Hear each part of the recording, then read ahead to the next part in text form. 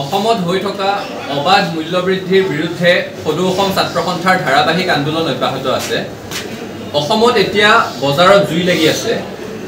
সাধাৰণ মানুহে দুবেলা দুমুঠি খাবৰ কাৰণে চিন্তা কৰিব লগা এটা পৰিৱেশৰ সৃষ্টি হৈছে আৰু সেই মূল্যবৃদ্ধি ৰোধ কৰাত অসম চৰকাৰ সম্পূৰ্ণৰূপে ব্যৰ্থ হৈছে।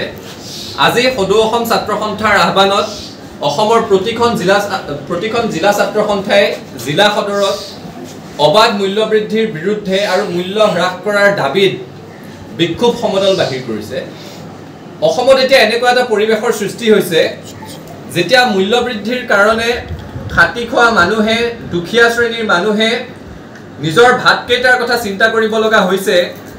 সেইখিনি সময়ত যোগান মন্ত্ৰীৰ দায়িত্বত থকা অপদাৰ্থ অকৰ্মণ্য মন্ত্ৰীগৰাকীয়ে মূল্যবৃদ্ধি নিয়ন্ত্ৰণতো ব্যৰ্থ হৈছে। মূল্যবৃদ্ধি কিয় ৰোধ কৰিব পৰা নাই সেই কথাটোৰো তেওঁ কোনো উত্তৰ দিব পৰা নাই। তেওঁ প্ৰশ্ন সুধিলে তেওঁ মাত্ৰ কয় যে তেওঁ পত্নীৰ পৰাও গালি খাবলৈ আৰম্ভ কৰিছে।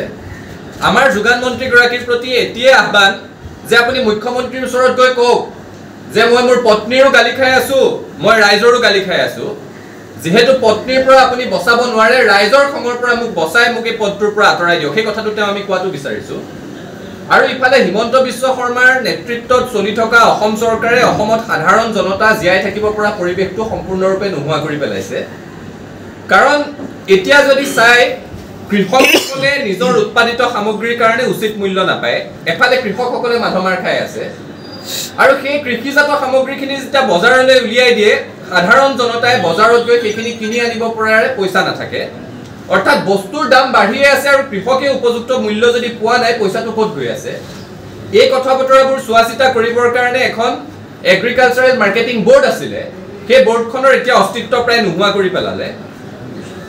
এইখন চৰকাৰৰ ৰাজত্বৰ সময়ত ৰিক্সা চালক, ঠেলা চালক, দৈনিক দিন হাজিৰা কৰি পেট প্ৰবৰ্তোৱা লোকসকল, তৃতীয় বৰ্গ চতুৰ্থ বৰ্গৰ চৰকাৰী কৰ্মচাৰীসকল, কম দৰমহাত চাকৰি কৰি থকা ব্যক্তিগত খণ্ডৰ কৰ্মচাৰীসকল কোনেও নিজৰ জীৱন জীৱিকা ভালদৰে চলাই থাকিব পৰা নাই। কেৱল যিসকলে কমিশ্যন লৈ চলি আছে, যিসকল চিণ্ডিকেটত জড়িত হৈ আছে, তেওঁলোকেহে চাগে মূল্যবৃদ্ধিৰ মাধমাৰৰ পৰা বাচি আছে। নিজে শ্ৰম কৰি উপাৰ্জন কৰি খাটি খোৱা জনতা মূল্যবৃদ্ধিৰ মাধমাৰত ভুগিব লগা হৈছে। মূল্যবৃদ্ধিৰ পৰা ৰেহাই দিব পৰা নাই, কিন্তু নিৰ্বাচনী বৈতৰণি পাৰ কৰিবৰ কাৰণে চমক লগা আঁচনি ঘোষণা কৰি থাকে। ইখনৰ পিছত সিখন আঁচনি এইকাৰণে ঘোষণা কৰি থাকে যাতে হিতাধিকাৰী সৃষ্টি কৰিব পাৰে আৰু ৰাইজৰ ভোটেৰে সৈতে নিৰ্বাচন জয় কৰিব পাৰে, কিন্তু ঠিকাদাৰক পইচা দিবৰ কাৰণে বিল পেমেণ্ট কৰিবৰ কাৰণে এইখন চৰকাৰৰ ওচৰত টকা নাই। ইখনৰ পিছত সিখন আঁচনি ঘোষণা কৰিছে আৰু লাখ লাখ কোটি টকাৰ ঋণৰ বোজাত অসমৰ ৰাইজক ডুবাইছে, ৰাজ্যখনক ডুবাইছে। হিমন্ত বিশ্ব শৰ্মা ডাঙৰীয়ালৈ আমাৰ মুকলি আহ্বান আৰু প্ৰত্যাহ্বান, আপুনি মুখ্যমন্ত্ৰী হিচাপে যদি ব্যৰ্থ মুখ্যমন্ত্ৰীৰ তালিকাত নিজৰ নামটো ইতিহাসত সন্নিৱিষ্ট কৰিবলৈ মন নাই, তেতিয়াহ'লে মূল্যবৃদ্ধি নিয়ন্ত্ৰণ কৰি দেখুৱাওক, ৰোধ কৰি দেখুৱাওক, সাধাৰণ জনতাক মূল্যবৃদ্ধিৰ মাধমাৰৰ পৰা ৰক্ষা দিয়ক আৰু পৰিকল্পিতভাৱে কি ধৰণে ৰাজ্যখনৰ অৰ্থনৈতিক বুনিয়াদ শক্তিশালী কৰিব পাৰি সেই চিন্তা কৰক। কেৱল হিতাধিকাৰী সৃষ্টি কৰি থাকিলে আপুনি নিৰ্বাচনী বৈতৰণি পাৰ হ'ব ঠিকেই, কিন্তু অসমৰ অৱস্থা শ্ৰীলংকাতকৈ শোচনীয় হ'বলৈ যে গৈ আছে সেই কথাটো ৰাইজে উপলব্ধি কৰিব পাৰিছে। আপুনি বিচৰা বাতৰি পাব কেৱল নিউজ 18 এপত। নিউজ 18 এপ ডাউনলোড কৰিবলৈ স্কেন কৰক এই QR কোড। গুগল প্লে ষ্টৰতো পাব এই নিউজ 18 এপ।